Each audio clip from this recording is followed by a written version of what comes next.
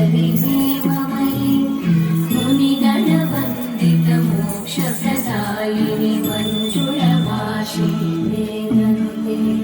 पङ्कजवासिनि देवसुपूजित सद्गुणवर्षिणि शान्तियुते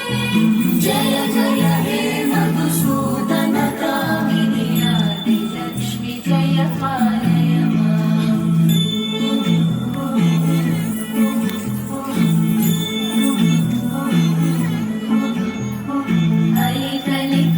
कलिकल्मषनाशिनि कामिनि वैदिकरूपिणि वेदमये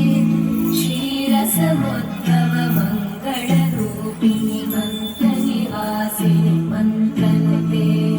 मङ्गलदायिनि अम्बुजवासिनि देवगणाश्रितपादयुते जय जय हे मधुसूदन कामिनि नाट्यलक्ष्मि जय पालय माम्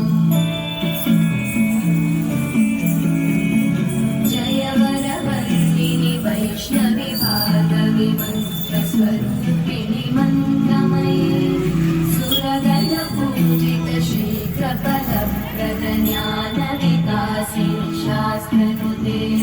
भवभयहारिणि पापविमोचनि साधुजनाश्रितपादयुते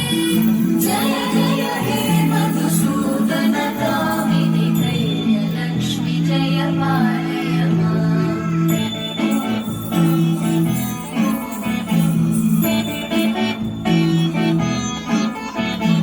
जय जय दुर्गविनाशिनि कामिनि सर्वफलप्रद शास्त्रमये